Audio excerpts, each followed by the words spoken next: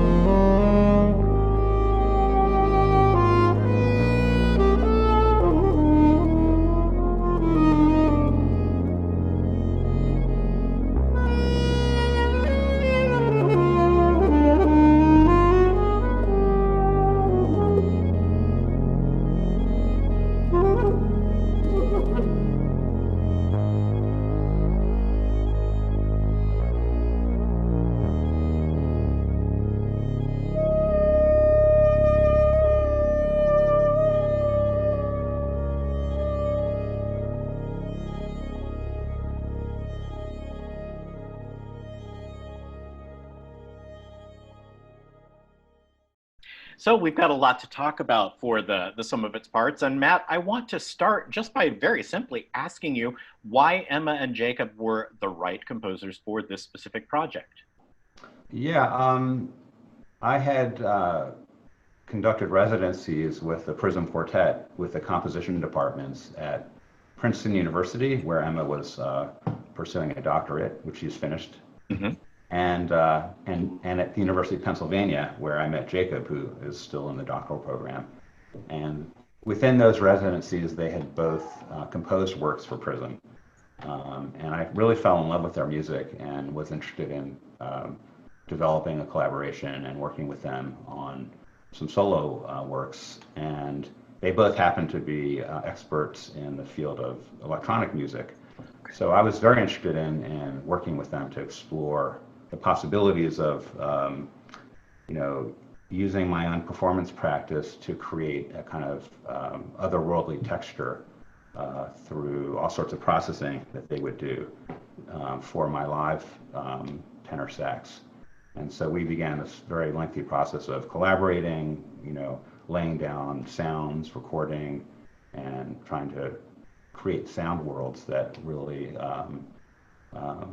capture their musical visions. Sure. Well, and as we spoke about, you and I, just in the process of preparing the program notes for this project, for saxophone, there is a large repertory available now, but comparatively speaking, it's still way behind instruments like the piano and the violin. So you are responsible for blazing a lot of trails and finding composers and generating a lot of repertory. And you yourself, both individually and Prism, have done a great deal in that respect. So I'm also curious to know about the fact that you mentioned these two are part of a broader series you've conceived, wherein, as you were just saying, composers are being tasked with using aspects of your playing and actually aspects of your very sound as the building blocks for their compositions. And I presume that that's happening in a lot of different kinds of ways. Yeah, I think, Jacob and Emma are kind of my first two composers on this, Okay. what I consider to be a years-long project. Mm. And I'm working with maybe 4 or 5 other composers now for the second iteration Cool. of this project. And yeah, I think I sort of am intrigued by the idea of delving into the kind of solo saxophone and to see what the possibilities are, how the sound can be exploded and transformed, a single instrument. My work with Prism over the last 36 years has focused on 4 saxophones, Right. and exploring sound worlds and possibilities with 4 live instruments. But in a way, this project can stretch even farther because in electronic music, there are fewer limitations. The sound can be transformed and morphed and stretched and pulled and transposed and deconstructed in so many ways that the only limitations are really the composer's imaginations. Sure. I'm literally curious and asking you this off the top of my head because I'm aware that for the solo saxophone, for the unaccompanied player, there's a pretty hefty and healthy tradition in the jazz and improvised music field with players like, I mean, it goes back to Sidney Bechet, but you think about Steve Lacy and Anthony Braxton and Evan Parker and John Butcher. There's a real firm tradition of single player performance practice. But is that also true in the composed music realm, or is this something where you're really blazing trails? There is there is a body of music for the solo saxophone. Okay. That is for sure. But it isn't large, I think the saxophone repertoire in general, as you said, is exploding now, but historically has been pretty modest. And so that's been the mission of my work especially with Prism. We recognized early on that there just simply isn't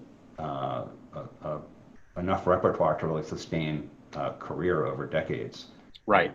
And we wanted to, see what was possible and kind of seed a new generations of composers. Right, right.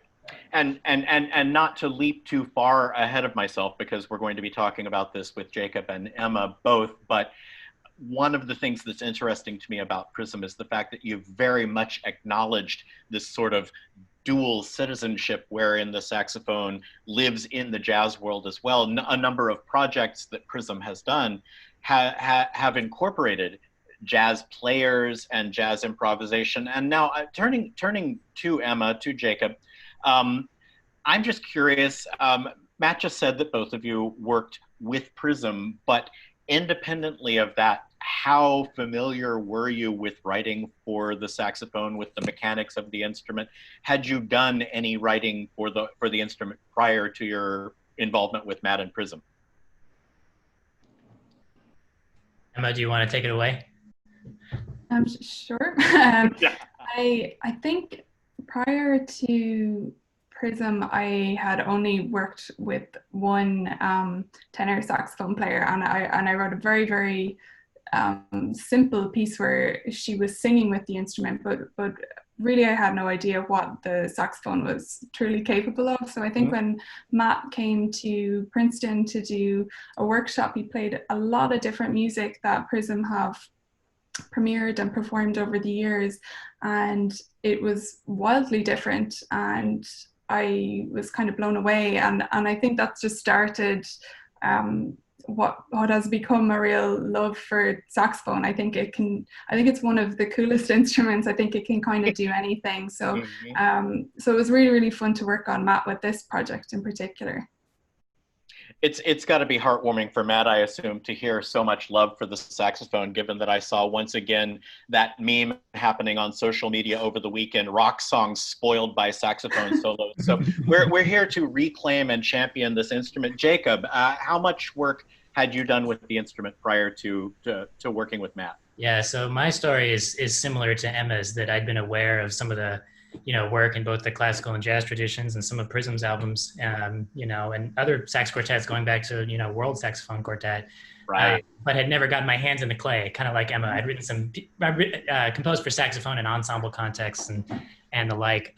So working with Matt was really special, and with Prism, to be with musicians where I could try out, techniques that I'd seen, in their practice and in other pieces. And in fact, there was even one technique in the piece for Matt on the album.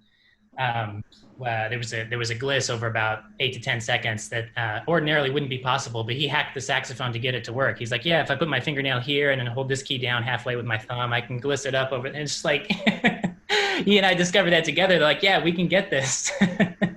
That's amazing. And it actually, I mean, it brings up another question, which is, I'm just literally curious whether either of the two of you got a saxophone in your hands and played around with it, or was this all sort of a dialogue with Matt in inventing your techniques, inventing your palette?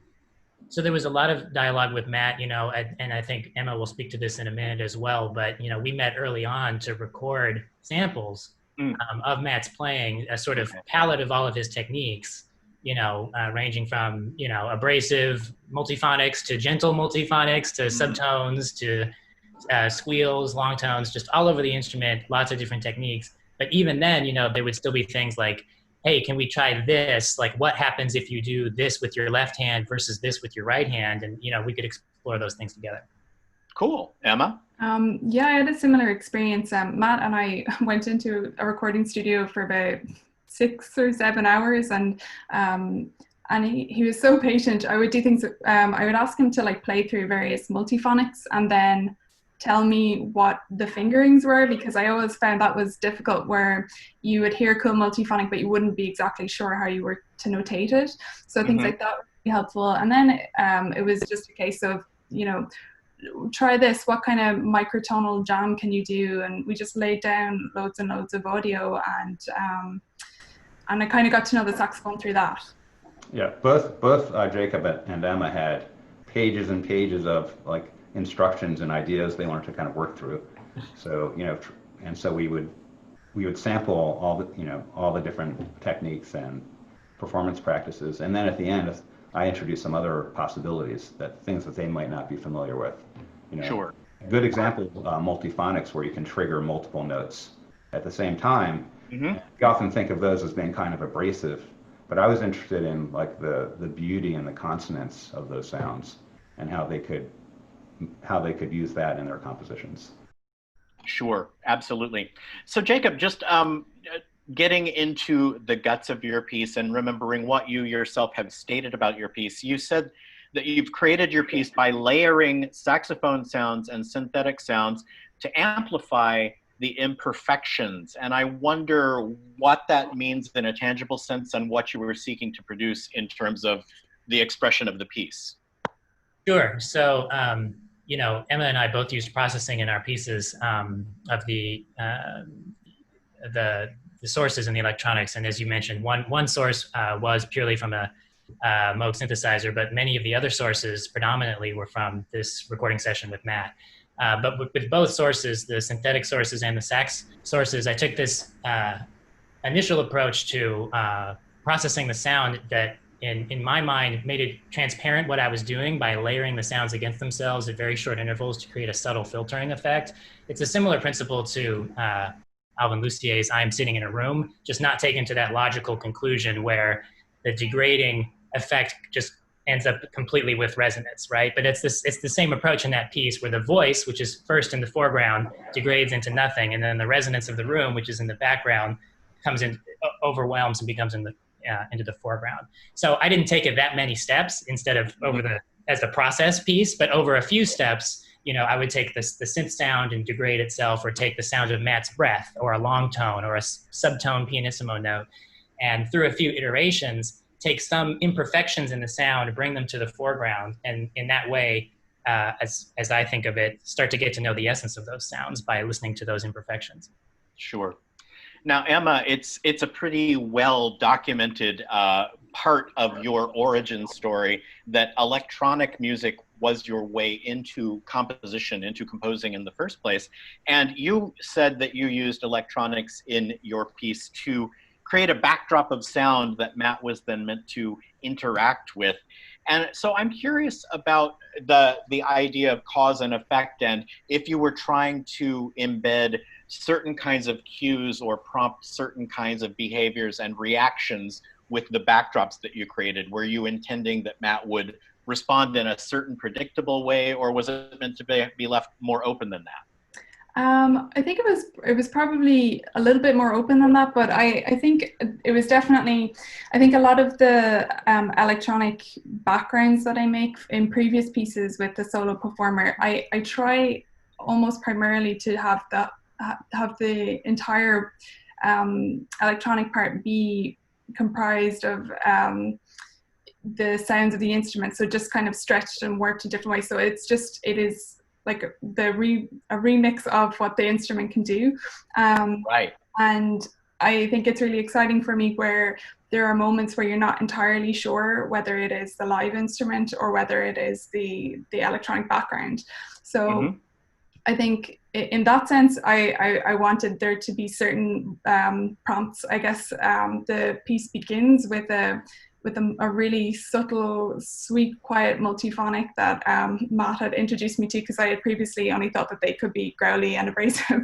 But after that, it's almost like the electronic part like hears that and responds. So I think there was sort of like a call and response, or there one sound will trigger something else. But a lot of it was open as well for Matt to do his thing. Sure. And I mean, speaking about improvisation, which we have several times now already, I'm just curious, again, to both of you, and Emma, you can get us started, to what extent you incorporated free improvisation into the piece and how you embedded it into your piece. What was the balance between what you notated and what Matt was to come up with spontaneously? Gosh, I think it was almost 50-50. I ended up just I made the backdrop for Matt to play with. I was kind of imagining it as an environment that he would perform in, and I had some ideas, and I would just sing them. I'd record them on my phone of what I imagined it would sound like, and I roughly notated it, and then brought those ideas to Matt, and we talked about it and played around, and some things we used, other things Matt did a better job of, so we went with that, So it was kind of like conversational and very collaborative. Sure. Jacob? Yeah, so I had a similar experience with Matt where we discovered an opportunity for incorporating improvisation into the piece together as we were preparing for the first performance. Near the end of the piece, kind of before the coda, there's this build-in energy, but it's a very sort of muffled and tenuous energy where the saxophone climbs and climbs into the upper register, unlike a trumpet where that register is very extreme and in your face, and the saxophone, when you reach the altissimo, it's very intense, but it's still very tenuous. And so we both had the realization, let's not stop there. Let's keep going. Like, let's insert a repeat. Let's play this, part of the electronic part again. And let's let Matt explore a little bit by improvising. So, I think we both kind of worked on that. I ended up putting some cues in the score that became completely unnecessary once Matt had the opportunity to perform the piece several times. So Matt, I just wonder if you could talk about, as a practitioner, as the man with the instrument in your hands, what were the particular challenges of each of these pieces, how they were different from each other, and also what did you find especially satisfying about each piece? I think the thing that I would say was similar is that the soundtracks were so incredibly fascinating by themselves that I felt like to really honor the composers, I had to really let the improvisation breathe, and let that come through. So there was like a window in my playing to allow all of the interesting activity and sounds that were happening behind me really be, shine through my playing. And so there was like, I almost looked at my sound as like a window into this incredible sound world. And so I think in working with the composers, I was interested in, getting their feedback on what elements of the soundtrack were the parts I should maybe be listening for, that I should be interacting with. And as an example, in Emma's piece, there was a section where there were probably 10 layers of myself in the soundtrack. And I wasn't sure which part of that to really to respond to. And she pointed out to like track number 6. So there was a specific, very slow moving melody that was embedded in the background. And that became the focus of my attention as I was working through and developing an improvisation. I look at improvisation as just sped up composition. It's kind of cliche, but I really took the time to kind of consider all the material in the soundtrack, all of the notated material, and try and find a way to make sense of it all in my own improvisation. One thing that was kind of interesting that was different between the two pieces, and especially in post-production, is with Emma's piece, we incorporated a lot of effects on my live saxophone. So we added maybe 4 or 5 different kinds of digital delay. So you would hear like antiphonal ping-ponging between left and right fields, like a lo-fi delay that sounded like a really cheap speaker that was just spiraling into the stratosphere. And with Jacob's piece, we were sort of looking at a more pure representation of the saxophone, where we did add some reverb, but we didn't add other kinds of effects because I think for Jacob, the integrity and the kind of richness of the soundtrack, we didn't want to sort of cover that up in any way. Great. Although I did push him at times to see, well, you want to try this? You want to try it? But he was pushing back. No, okay. So there was this dialogue that went on, before they were during the process of composing, and then in developing performances, and then in post-production. Like, how do you treat the sound of the instrument itself once you're finished recording it? We were recording in a studio, so you would typically add like reverb and compression and equalization and other kinds of effects. And so those were decisions that we had to make as well. Sure. We did connect, Matt, on some changes that I was able to incorporate. So in post-production, we did discover some things that could be essentially recomposed, to the satisfaction of both of our ears. So so that was productive as well. That continued all the way through post-production. Yeah, Jacob was rewriting some of the soundtrack so that there was more of a dialogue in a way. Yeah, with the saxophone. It became evident what an opportunity that would be after we got out of the session and started listening to what we had. Yeah. Very effective. Yeah, I really love that. Sure. Now, all of this work transpired before we were all locked down and isolated from one another. And so there was the chance for all of you to actually collaborate in some very real senses. But I just wonder, in terms of both what these pieces are, they are sort of dialogues with oneself, and the idea that a lot of the transmission of information either took place or could take place electronically. I just wonder if this mode of working and this mode of composition has any bearing on the way you think about creativity moving forward now that we're all physically separated into our various quadrants. I can start. Yeah, please. Yeah. I've been thinking a lot about it because my group, the Prism Quartet, we're separated. We live all over the country. Exactly. And we don't have the luxury of even doing like outdoor concerts where we're distanced.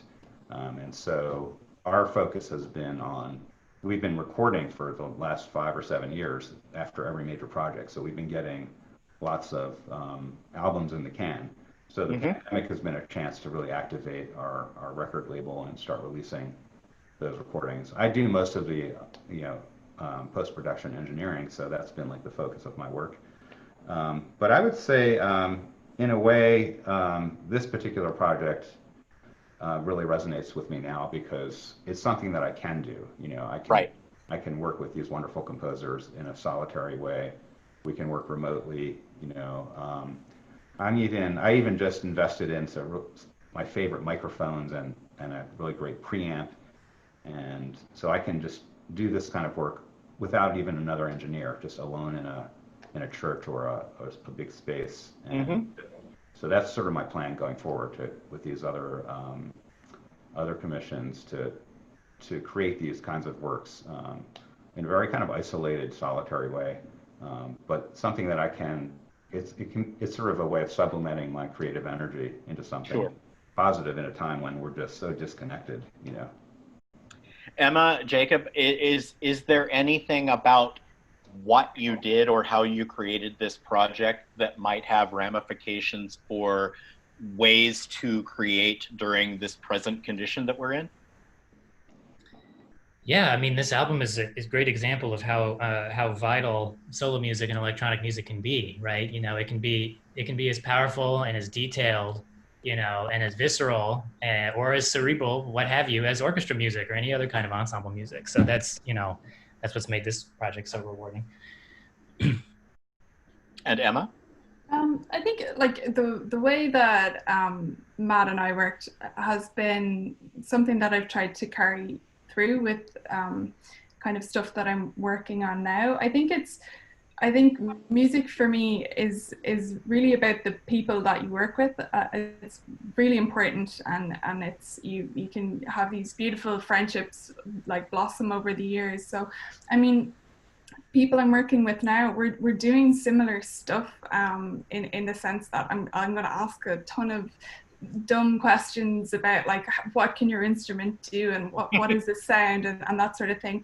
But the difference is I'll just do it over Zoom and I'll get to see, you know, their environment. So it's sort of like a little, almost even more intimate now, because you're seeing people with their kids running around in the background, or you know, they've some cats or whatever, you know. So it's sort of a beautiful thing where you're getting to check in with people and see how they're doing, but you're still managing to create in some way. So, you know, it's a silver lining, I guess. I miss live concerts for sure, but I don't know, I think this is a good way to work, and definitely it's been a really I really enjoyed this project a lot, working with Matt.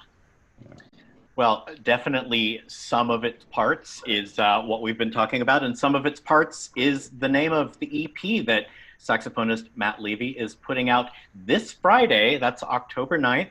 And we've been speaking with Matt and with composers Emma O'Halloran and Jacob Walls. Thank you, everybody, for being here. My name's Steve Smith, and get ready to buy the album on Friday. All right. Thank you. Thanks, everybody. So are you gonna be able to edit that bit where I just sort of like leapt off the rails, off the end of the ski jump, got frozen in midair, Wile E. Coyote going off the cliff? What was that? It was like the penultimate question where I was talking to you about specific challenges and specific differences, and then just the whole train derailed, and I just kind of was like, I want to do a retake, but then you jumped right in. I don't call that. I think you ended a question kind of near the end of a sentence, but not quite at the end of a sentence. But it didn't bother me. No one's going to notice. Okay. Well, I will leave that in your hands then, because I felt like the coyote had run off the cliff, and it was. No. Coyote's right here. Okay. The coyote ran off the cliff, and the answer. Okay. Okay. As long as everybody's cool with everything, I am fine with everything. Yeah. And thank you again. This was great. I hope the recording. Did somebody press record? We both did. Yeah. Yeah. Oh, then we can play it in doubly.